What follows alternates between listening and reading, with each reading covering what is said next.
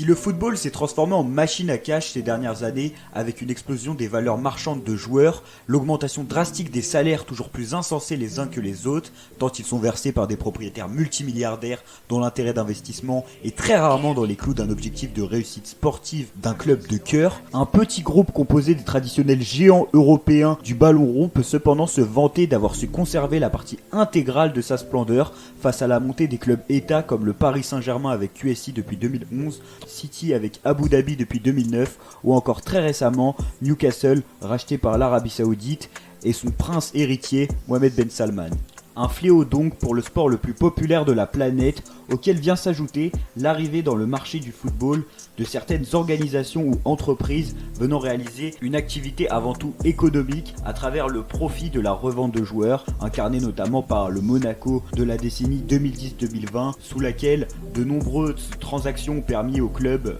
et à ses dirigeants de s'enrichir, à la manière de la firme internationale Red Bull et la création de son Red Bull Group, regroupant le Red Bull Salzbourg, le Red Bull New York et le Red Bull Leipzig, afin de former, faire progresser et revendre des joueurs dans un intérêt économique. Donc dans ce contexte de relégation de l'intérêt sportif au détriment de l'intérêt financier ou géopolitique, l'Olympique de Marseille se place plutôt du côté des clubs traditionnels géants européens ayant su conserver l'importance du jeu et de la tradition dans ce sport devenu une machine Afrique. Donc c'est une attitude qui a certes un mérite d'un côté éthique et valeur club, valeur de l'institution. Cependant, niveau financier et du coup ses finances désormais influent sur le résultat sportif, l'OM est perdant à travers cette stratégie de vouloir conserver son identité. Donc on est face à un dilemme pour les grands clubs historiques, à savoir le choix entre rompre avec son identité et s'imposer comme une force dominante du nouveau football basé sur des salaires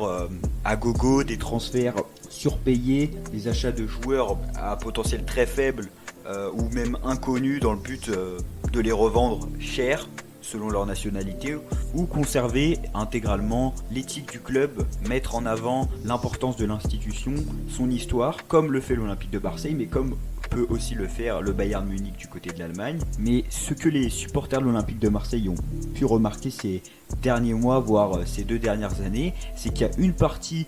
infime partie qui est surreprésentée sur les réseaux sociaux des supporters de l'Olympique de Marseille qui, elle, ne verrait pas cette attitude d'un bon œil et privilégierait plutôt un rachat par un État. Et c'est ce pourquoi nous allons traiter aujourd'hui dans cette vidéo, comme promis, chers abonnés de Massili FC, du fantasme vente OM. Je vais donc vous donner mon avis sur le sujet avant de vous proposer des alternatives pour le futur du club financièrement afin de redonner de sa splendeur sportivement à l'Olympique de Marseille. Avant d'évoquer ces rumeurs qui ont pris source lors de la période estivale de l'année 2020 suite au début de la crise sanitaire, nous allons tout d'abord recontextualiser la situation de l'Olympique de Marseille au sorti de la saison 2019-2020 financièrement et sportivement. Donc c'est tout d'abord une situation financière qui est catastrophique. On a une estimation des pertes du club à un niveau d'environ 200 millions d'euros, sachant que déjà pour un géant européen comme l'Inter actuellement qui a 200 millions d'euros, c'est quelque chose d'énorme qui force le propriétaire du club à réduire les investissements et à chercher de maximiser des profits. Ces difficultés financières, elles sont en grande partie liées à la mauvaise gestion financière du club, aux nombreux achats réalisés sur le mercato de joueurs trop âgés qui n'avaient pas un énorme potentiel revente. On pense notamment à l'achat de Dimitri Payet à West Ham, donc qui avait à cette période-là 29 ou 30 ans et qui a été acheté à 35 millions d'euros. Donc cet investissement, il n'avait pas un but de revente. Strootman, qui est aussi acheté 25 millions d'euros alors qu'il a 30 ans, qu'il évolue à la Roma, qui vient de se faire les croisés, c'est aussi un investissement à perte, enfin qui est à perte financière, mais qui peut te rapporter si tu as la réussite sportive. Or, cet Olympique de Marseille-là, sur les 2 premières saisons de McCourt, l'OM n'obtient pas la Ligue des Champions, n'obtient pas des recettes qui permettent un réinvestissement. Au contraire, l'inexistence de ces recettes, elles font que l'OM perd de l'argent sur cette période. Donc, comme dit précédemment, l'OM a, au sorti de la crise du Covid-19, 250 millions d'euros. À ces 250 millions d'euros, on pourrait estimer que 100 millions d'euros sont liés aux pertes durant la crise du Covid-19, c'est des pertes qui ont eu lieu dans la majorité des clubs. On voit la situation du Barça actuellement. C'est des pertes qui sont liées aux droits TV, à l'absence de spectateurs dans les stades et donc la non-tenue des matchs. Pas de billetterie, peu de vente de maillots dans cette période, pas de visite du stade, donc des sources de profit inexistantes pour le club. Et on y ajoute aussi et surtout ce qui sauve les meubles dans ces cas-là, c'est le potentiel revente des joueurs. On sort d'une saison sportive qui certes est interrompue mais réussie parce que l'OM retrouve la Ligue des Champions après 7 ans sans podium, mais dans cet effectif on ne cerne pas de stars, hormis Boubacar Kamara, il n'y a pas d'énormes potentiels reventes et ces potentiels reventes chutent avec les crises économiques dans les autres clubs, donc on a moins d'acheteurs pour nos joueurs, donc on a un Kamara qui était estimé à presque 50 millions d'euros qui au sorti de ces crises n'en vaut plus que 15, un Thierry Tassar qui pouvait en valoir 40 qui n'en vaut plus que 15, un Florent Thauvin qui était estimé en 2018 à 60 millions d'euros et qui à cette période, parce que Florent Thauvin n'est plus à l'Olympique de Marseille aujourd'hui, ne vaut plus rien. Donc on a une gestion du club par Jacques Henriero et Andoni Zubizarreta par leur recrutement de vieux joueurs lors des premiers mercato de l'ère courte. Quand je dis vieux joueurs, on parle plutôt de l'âge mais pas du niveau des joueurs parce que c'est des joueurs qui devaient et qui ont accompli ce rôle d'avoir un rendement efficace dès le début et pas sur le long terme. Donc c'était un projet qui n'était pas très viable. Quand tu prends Luis Gustavo à 32 ans, c'est pour avoir des résultats sur cette saison, mais qui ont donc coûté cher à l'OM avec la saison 2018-2019 et les énormes pertes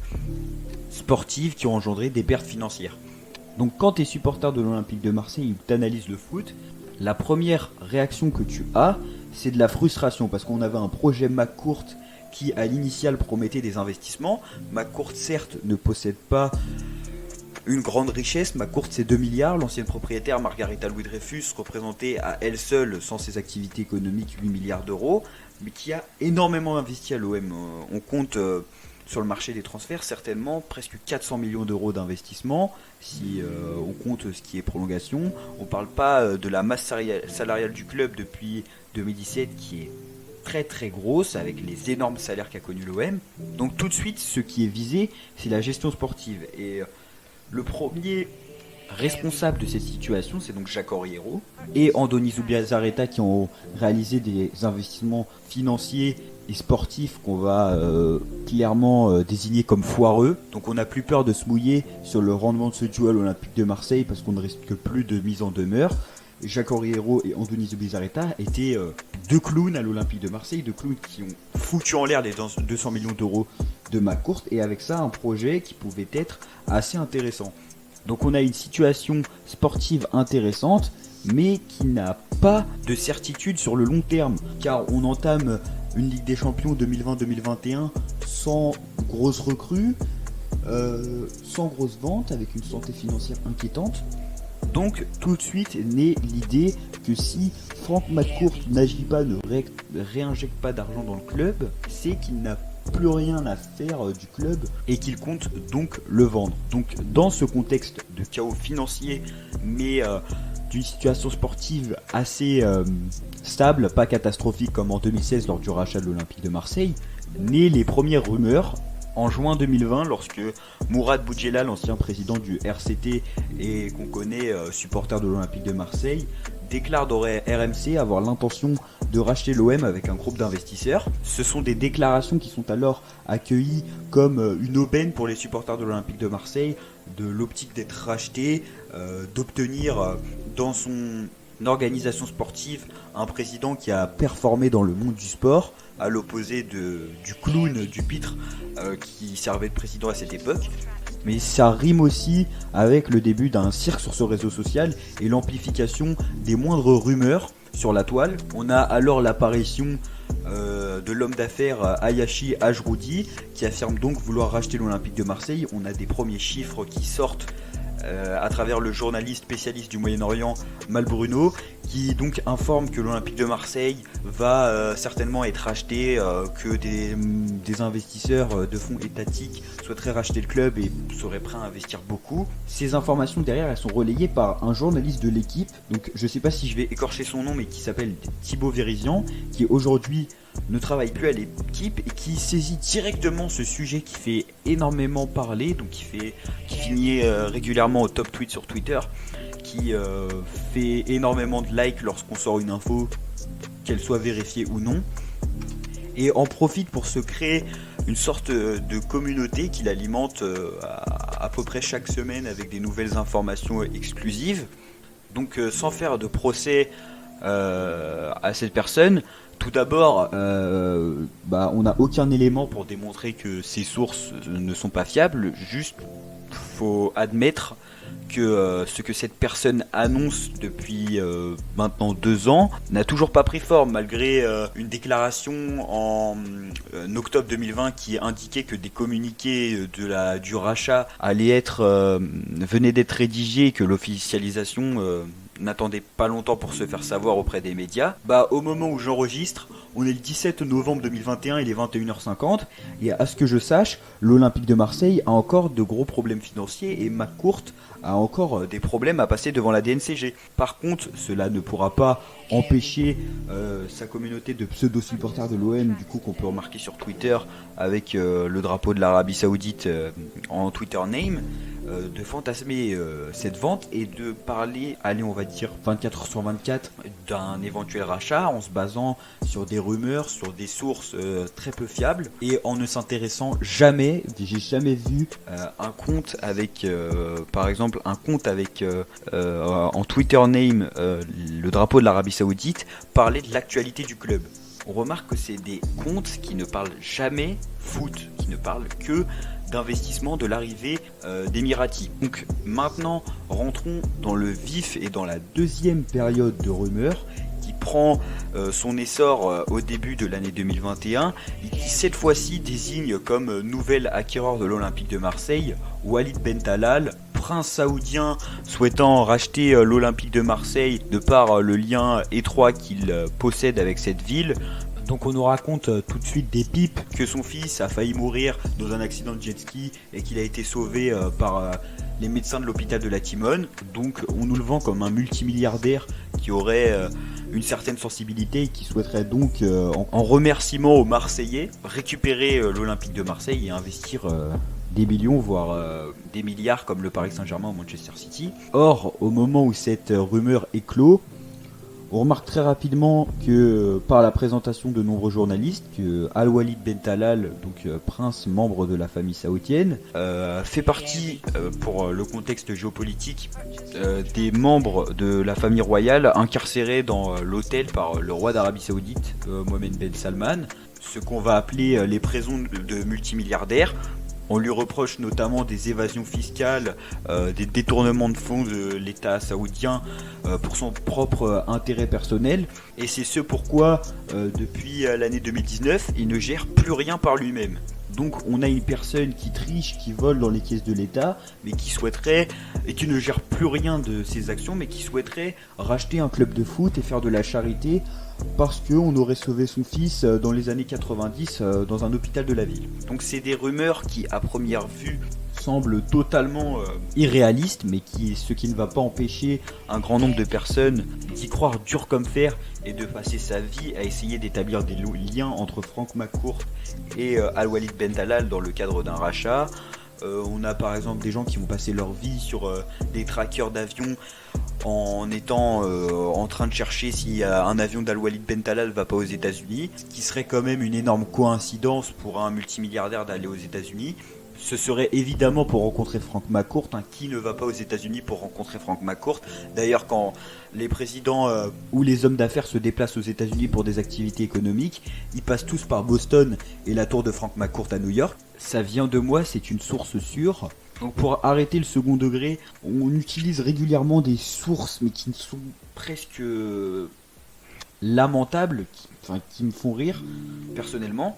Et puis on change aussi constamment d'acteur. On passe au tout début de Mohamed Hayashi Ajroudi, oh là là, c'est un multimilliardaire alors qu'on ne sait même pas combien il possède dans sa fortune. Il a fait un dîner avec l'adjointe au maire de Marseille, Samia Ghali. Il est proche de Mourad Boudjelal, ça y est, ils vont racheter le club. Au final, rien ne se passe. On a des communiqués de l'Olympique de Marseille qui disent que rien ne se passera, on a McCourt qui fait des démentis, et puis pendant 6 mois, on ne fait que spéculer. Pendant ce temps, l'OM est dans le dur sportivement, mais on s'en fout de ce qu'est l'OM sportivement. Nous, on s'intéresse qu'à un rachat, on veut être le PSG, on leur crache dessus toute l'année, mais on veut être comme le PSG, on veut un stade sans ultra, on veut des places à 350 balles pour aller voir Lorient, mais pour voir des stars sur la pelouse. Et on essaye de trouver des preuves pour montrer que son fantasme est réel. Et même, on crée des tensions au sein de la communauté des supporters de l'Olympique de Marseille. Donc ça, c'est majoritairement sur les réseaux sociaux, parce que c'est des personnes qui n'ont pas l'air, déjà juste par leur attitude, proche de l'Olympique de Marseille,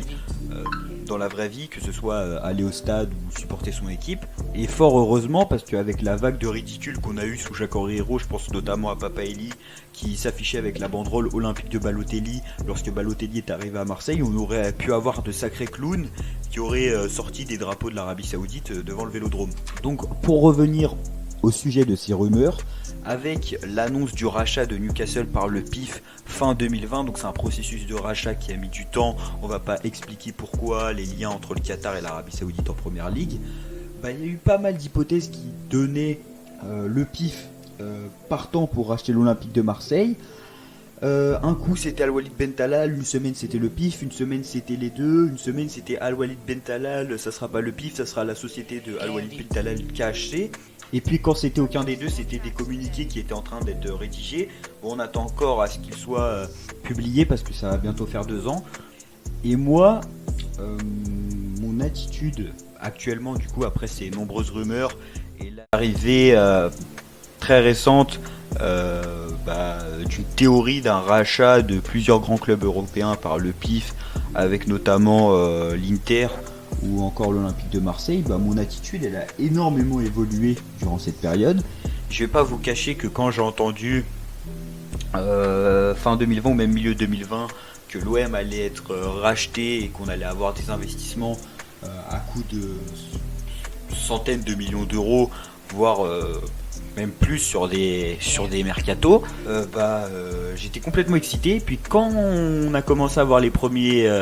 démentis, là t'as la frustration qui vient. Et quand ce scénario se produit 2 fois, 3 fois en quelques mois, tu comprends très rapidement que tu tournes en rond et que ces rumeurs ne sont pas fondées. Donc même si jaillissait particulièrement la direction de Jacques Henri-Hérault et que le seul lien qui me faisait tenir avec l'équipe, pas le club, l'équipe c'était à la présence d'André Villas-Boas qui défendait l'institution malgré les mauvais résultats en Ligue des Champions, malgré l'attitude honteuse du président, malgré l'attitude honteuse des joueurs sur le terrain. En fait ça m'a rapidement saoulé de remarquer qu'on revenait à des rumeurs, à regarder des documents, à établir des liens qu'on savait essentiellement faux pour espérer quelque chose qu'on a reproché à beaucoup de clubs. Par exemple, dire toute l'année que la passion ne s'achète pas quand on reçoit le Paris Saint-Germain au Vélodrome et que t'es les 500 débiles sur Twitter qui disent que il faut que McCourt dégage et qu'on soit racheté par l'Arabie Saoudite. Ça m'inquiète un peu pour la santé mentale, je le dis encore une fois, d'une infime partie des supporters de l'Olympique de Marseille,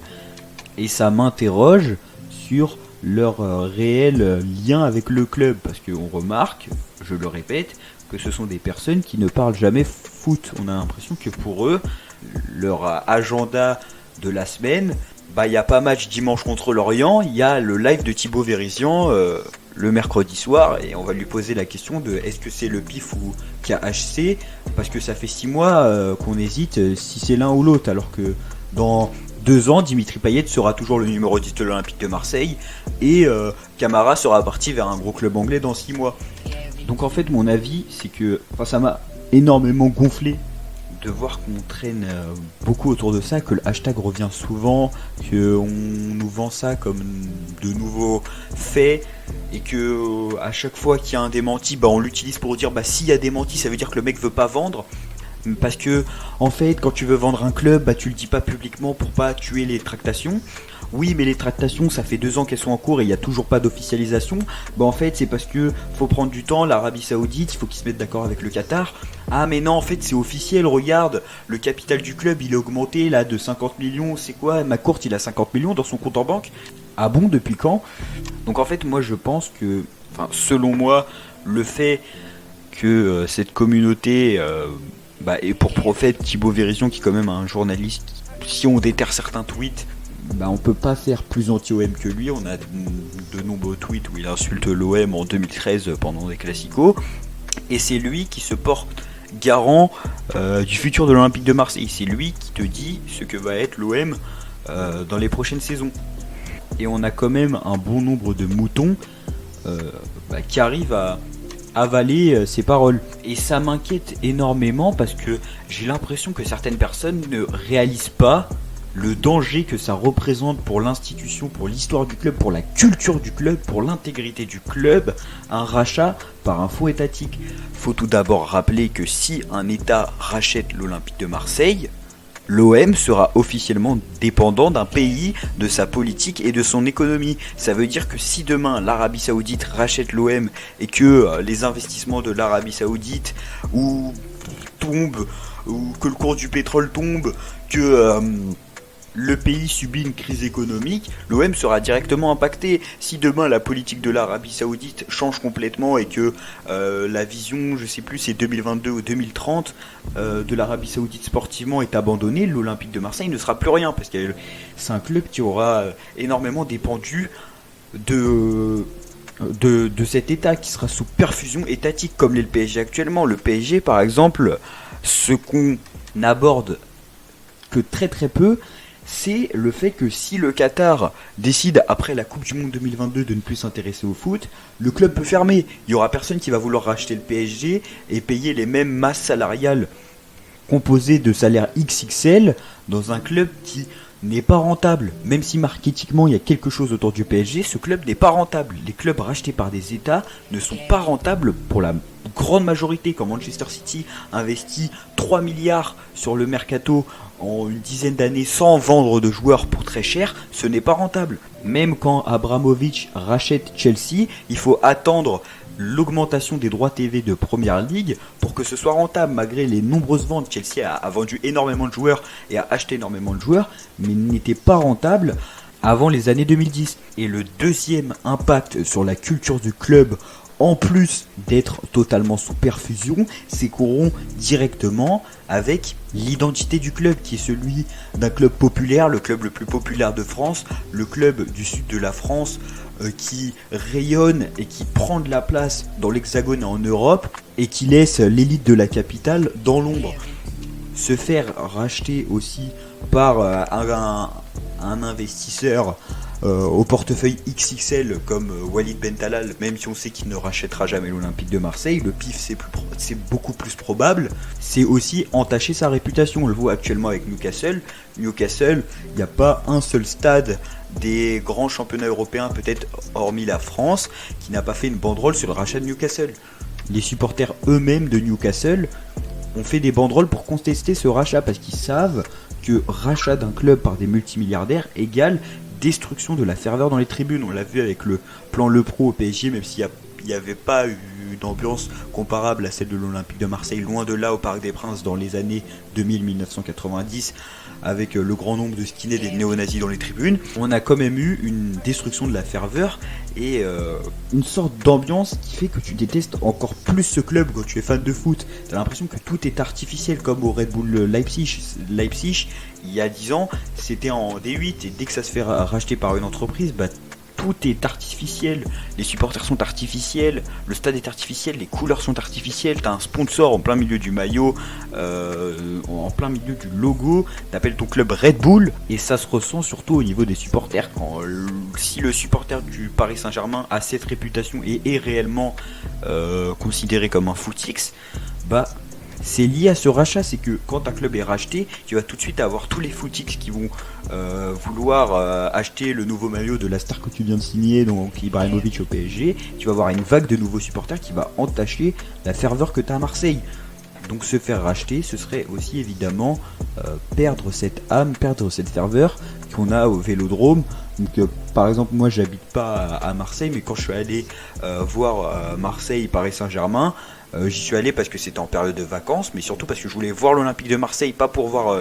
le Paris Saint-Germain, mais parce que j'adore ce club et j'avais envie d'assister au moins une fois dans ma vie à un classico, à sa ferveur, à son ambiance. Mais si évidemment on se fait racheter par le PIF, le classico, il n'y aura plus de ferveur. Les places seront toutes à 800 euros et c'est pour ça que j'en veux à certains supporters de l'Olympique de Marseille, membres de cette communauté Ventotm. Et ça m'inquiète fortement, surtout que l'Olympique de Marseille, depuis le mois de mars, enfin, ce que propose l'Olympique de Marseille sportivement dans cette vision sportive qu'a imposé Pablo Longoria, bah pour moi c'est super intéressant. On a un projet de club qui est enfin celui d'un grand club européen, après de nombreuses années de mauvaise gestion, que ce soit Jacques-Henri Hérault, que ce soit Vincent Labrune, ou même bien avant, je sens que l'OM a un président, un entraîneur, des supporters qui sont tous déterminés à aller dans le même sens pour refaire de l'OM un grand club européen. Alors certes, il n'y a pas d'énormes finances, mais c'est donc pour cela que j'ai décidé de vous proposer des alternatives au rachat de l'OM pour que l'OM se construise une économie parallèle à celle du sport. Et c'est quelque chose que nous allons voir dans la partie 2 de cette vidéo qui sera publiée, qui sera essentiellement dédiée au chemin que peut emprunter l'Olympique de Marseille et montrera qu'un bon projet sportif avec des moyens financiers normaux peut combler l'absence de perfusion étatique. Donc pour conclure sur ce qui est de la Ventotm, je suis assez farouchement opposé à un rachat. Je suis aussi très déçu de l'attitude de certains supporters de l'Olympique de Marseille qui, en créant une communauté Team Ventotm, détruisent la crédibilité des supporters de l'Olympique de Marseille en leur faisant du mal à leur image et aussi en faisant du mal au club, en ne cessant de faire reculer, en ne cessant de faire circuler de fausses rumeurs qui pourrissent l'atmosphère autour du club, alors qu'on a un projet sportif actuellement qui est assez ambitieux et intéressant. Donc on se dit à la prochaine pour cette deuxième partie de cette vidéo, où on aura notamment l'intervention d'un ami qui tient aussi un compte d'analyse sur le Bayern Munich, qui nous montrera qu'il est possible pour un club avec une forte institution de générer une grosse économie et de rester compétitif sans avoir de lourds moyens financiers et tout en conservant aussi un certain lien avec le football traditionnel. Donc je vous encourage à liker cette vidéo si elle vous a plu, de me dire en commentaire votre avis ou répondre à mon avis, en faire une objection si vous n'êtes pas d'accord, et aussi de partager cette vidéo et d'aller nous suivre sur notre Instagram MassiliaFC. Merci de m'avoir écouté et à la prochaine. Allez l'OM.